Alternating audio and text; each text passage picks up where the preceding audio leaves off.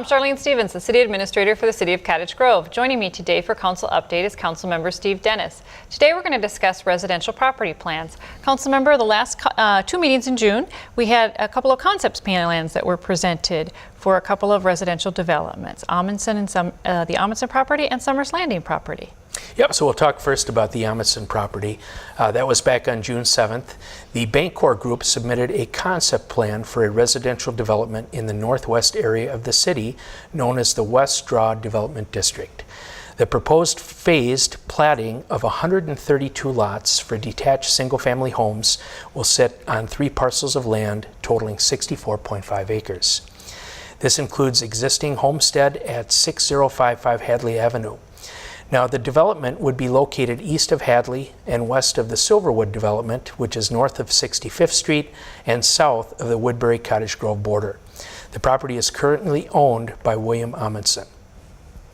So there were a few people that maybe spoke and addressed some concern about that, and we just want to let people know that it is a concept plan. It continues to kind of move through both the planning process as well as the City Council, so those that are interested in following this project certainly can look at the agendas for future planning commissions in July and August as they move forward with their preliminary platting process. Yeah, and we went through, and the key word is it's preliminary.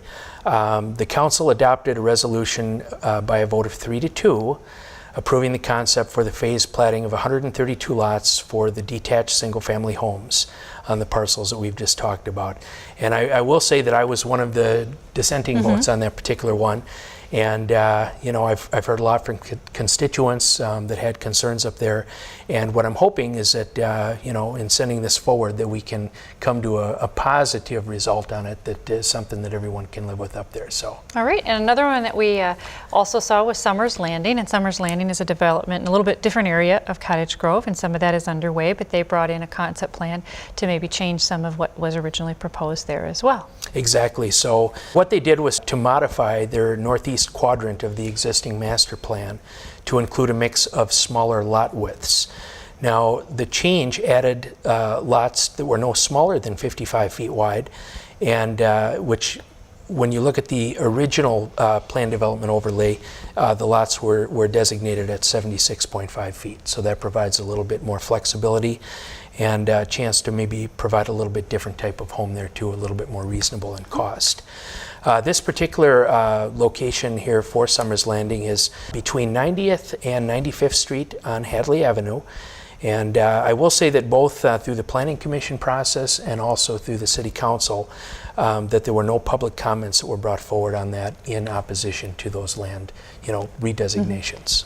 And that 55 lot is something that we're starting to see a little bit more interest in, and at least from the market, as a villa product, as you said, a smaller product, that may be more affordable product for folks, and we're starting to see more of those being proposed in Cottage Grove. Yep, and I will say that it's our goal to see some increased diversity of housing options within the community, but we also must keep in mind the safety aspect relative to the distance between those lots, which by virtue of having homes tucked in real close, you always have the potential where, say if there was a fire, unfortunately, that fire could spread between one property to another, and we definitely don't want to see that happen. So we're taking a little bit more of a safety first approach to this. I think 55, as far as the different lot options that have been provided or asked for, you know, we've had some going down as small as 40.